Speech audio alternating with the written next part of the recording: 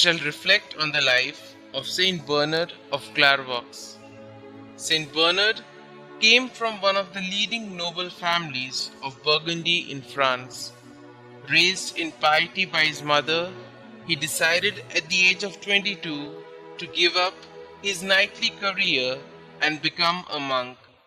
His great persuasive powers were already evident when in the year 1113, seeking admission from St. Stephen Harding to Cistercian monastery of Citeaux, he brought along 30 like-minded companions, including his widower father, an uncle and 4 brothers.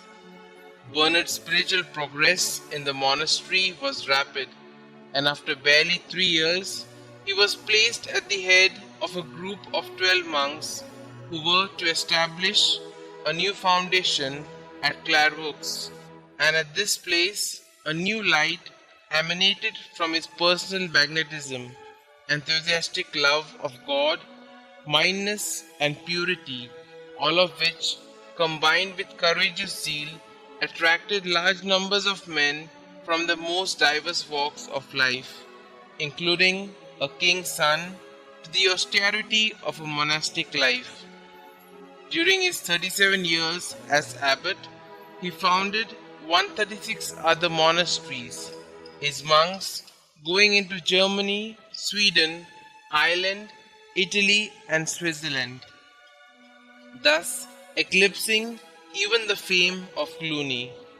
For this reason, he is considered the second founder of the primitive austerity of Saint Benedict's original rule, and he did much to revitalize the spiritual life in all monastic orders. The best known branch of the Cistercians today is the order of the Trappists. Much as he would have preferred his quiet cell and solitude, Bernard, a man of outstanding erudition, was on account of his intellectual and persuasive powers naturally drawn into every ecclesiastical controversy. Thus, he ably exposed the fallacies in Abelard's teaching which exalted human reason and rationalism. At the request of Pope Eugene III, his former disciple, he wrote his much esteemed book of Considerations, to stress the need of personal sanctity in the visible head of the Church, and all temporal matters thus being secondary. When Jerusalem and Antioch were threatened by the fall of Edessa in the year 1144, the Pope ordered Bernard to preach the crusade, which he did with the utmost eloquence and success throughout France and Germany, even moving the German Emperor Conrad III and his nephew Barbarossa to tears. The whole continent was roused.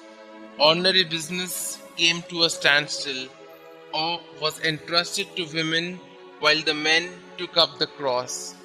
Miracles were multiplying at every step, but lack of discipline, overconfidence, and certain intrigues and treason combined to bring the crusade to naught, Bernard being made the scapegoat and blamed for the disaster. Bernard, who died on the 20th of August 1153, was canonized by Pope Alexander III on the 18th of January 1174 and declared Doctor of the Church by Pope Pius VIII in the year 1830. In 1790, his head was enshrined in the Cathedral of Troyes, while the rest of his relics were moved from Clairvaux to the church of Villers-sous-Lefevre.